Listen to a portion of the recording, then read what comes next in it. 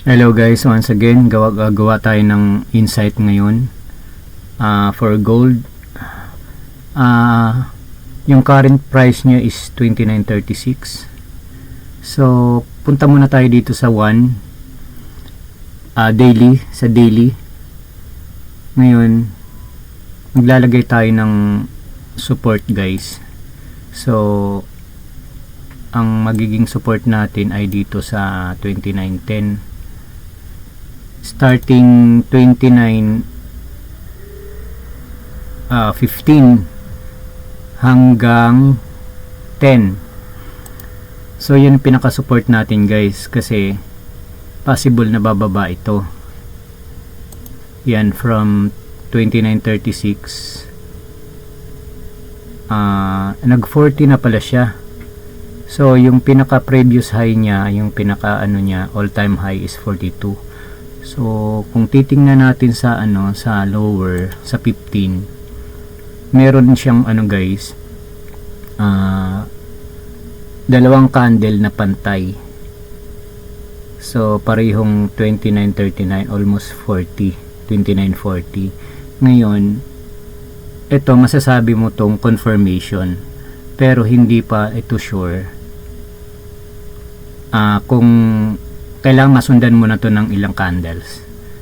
Ito mga nasa 50-50 confirmation to na bababa siya. Ngayon kung titingnan mo yung structure nya guys, ayan meron siyang pa M. Ngayon nag-overlap siya dito. Ayan, pwede tong SL hunting dito. So probably bababa ito, depende sa depende sa price action na gagawin niya So magi-insert muna tayo ng indicator guys, kasi ito yung pinaka basihan ko, or else meron naman tayong mga naka dito, naka templates na. Maglo-load na lang tayo. Ayan, no indicator, ay hindi, yung may indicator pala, templates sample. Ayan, meron tayong mga indicator dito na nakalagay. So kailangan natin tong sundan kung saan siya pupunta. So kung bababa tayo dito sa 5 minutes, so possible guys na magla-landing yan siya dito sa 29.34. Ayan live tayo ngayon ayan, since nandito yung 50 moving average, so possibly na magla-landing siya rito, Ngayon titingnan nyo kung babalik siya sa taas, kasi kung titingnan natin guys siya sa sa weekly guys, pataas siya. Ayan, pinil-in niya tong week na to. So green candle pa siya. Kung down tayo dito sa daily, ayan, pataas siya, pero I'm hoping na mag-FVG siya muna dito sa 29.06. Yun nga sa nilagay natin kanina, from 14 between 2014, 10 and 16. So dyan siya magla-landing guys. Yun yung pinaka-support natin, tatlo yung support natin, kasi depende nga yan sa siya from here 15, tapos 10 dito,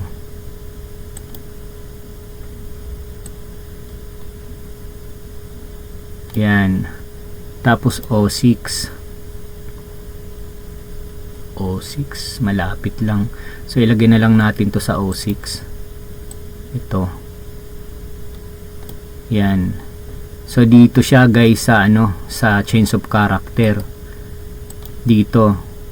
Ito, nakita nyo to, Ayan, lalagyan natin ng ano yan, oh, yan. So ito yung ano, ito yung support, resistance na naging support kasi tumaas siya. So ngayon guys, yung price nasa 34. Ngayon, pag naglanding siya dito guys, dito sa ano, sa as of now nasa 20 pa lang siya.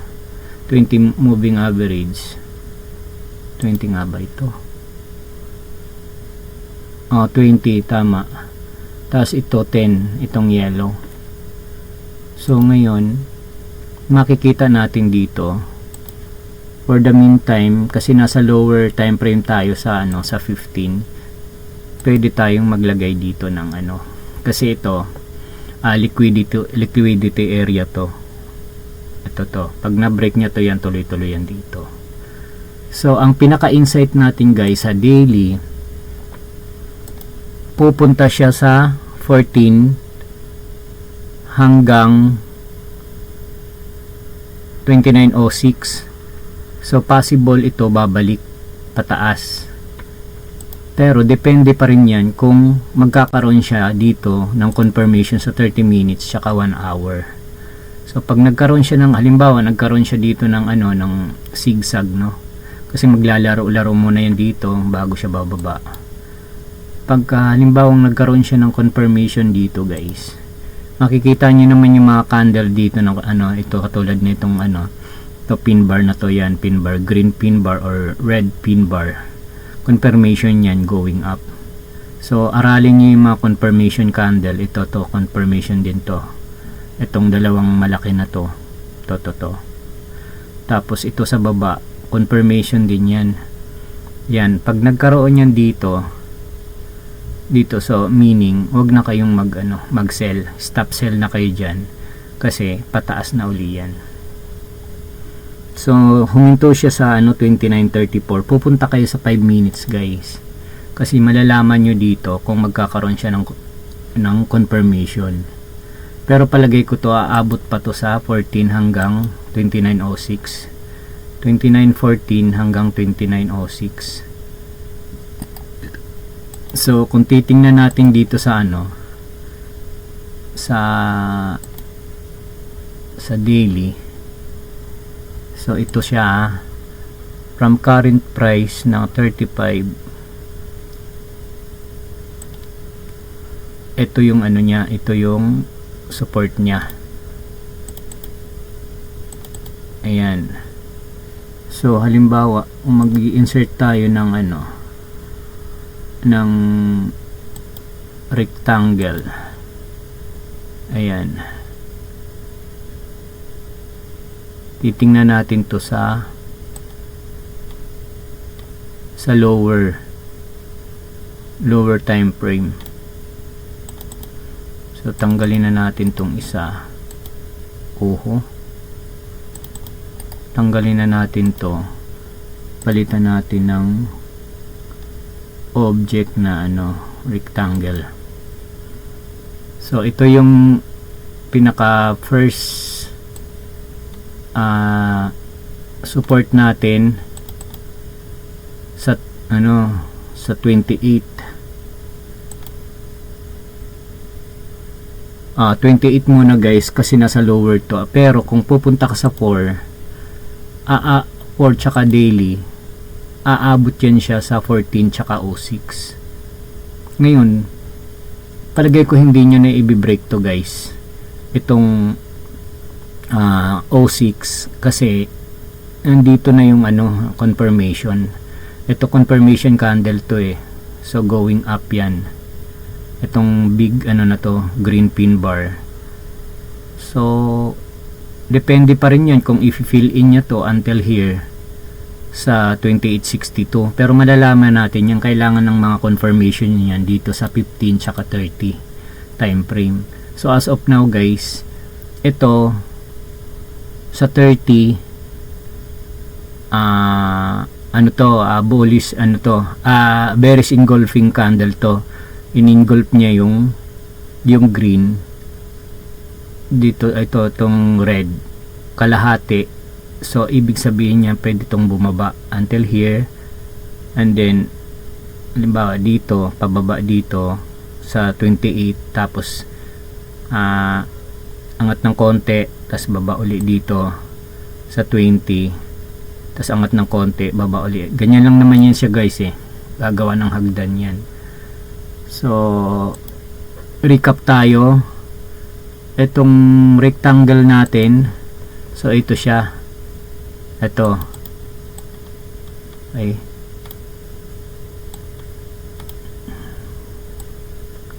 Ayan guys, ibababa lang kasi natin, ano natin kasi hindi siya kita, pero sa 4 hours kitang kita yan ito. So from 28, pag break niya ito guys, meaning bababa pa yan. So ang direction ng market natin pa-retrace siya, pa-sell. Pero ang advice ko sa inyo, kung kaya nyo mabilisan ng mga scalping lang, pwede kayo mag-sell dito sa current price. Yan, tapos first TP nyo from 29.33, ito yung first TP nyo 29.28. Then next TP nyo dito na sa 29.14. 14. Tapos pang third TP nyo na to. Pero mag-ingat kayo guys, kasi minsan binibiti ni gold yung mga mga levels na yan. Ngayon kung gagamit tayo ng Fibonacci, tapos dito tayo sa 1, ayan, sakto dito guys sa sakto dito sa 50%. Ayan, 29.16. Minsan kasi bibitinin lang niya Halimbawa 15 yung mo, yung TP mo, 29, 15, 14. Sa 16 pa lang guys, tataas na yan. Aamoyin lang niya yung TP mo, hindi niya na kaya kailangan, ina-advise ko, i-manual nyo pag close, kasi minsan nga inaamoy lang niya tapos hindi naman niya hinihits. Yan.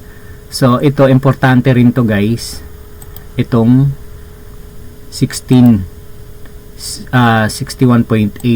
So pwedeng 29.21 lang siya, tas tataas uli.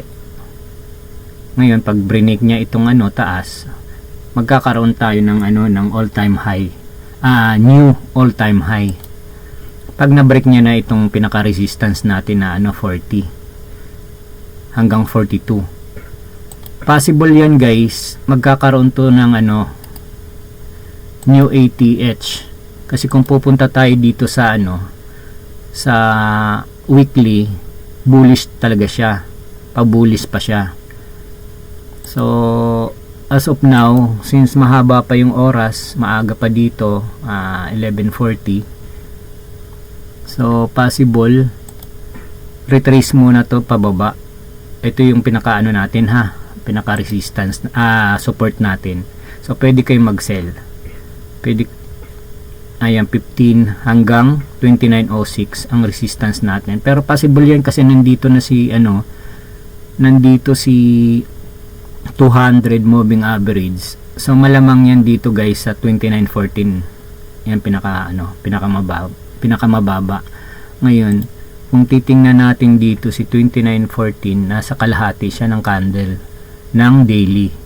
So possible yan guys, dyan lang siya, tas tataas uli. Magre-red na kasi itong candle ng ng daily. So pag walang confirmation yan dito sa lower time frame, tuloy-tuloy yan ang red dito hanggang sa mag-closing. Ngayon pag nag-close itong 4 hours ng red mamaya, so magtuloy-tuloy pa yan pababa, retrace ng konti, baba, retrace ng konti, baba. Yan yun. So itong confirmation natin sa 4 hours, mamaya pa ito malalaman guys, dito alas 3 ng hapon, dyan alas 2 sa Pilipinas. Ngayon malalaman nyo to pag nag-red ito. So meaning tuloy-tuloy yung pagbaba niya. or else kahit na red yan tapos the next candle 4 hours green na, so possible yan natataas na uli. So sana na gets nyo, no? Ang pinaka support nyo kung magsisell kayo, ito 28 TP support yan, 28, 29, 14, pinakalas na yung O6. Okay, yan na lang muna tayo.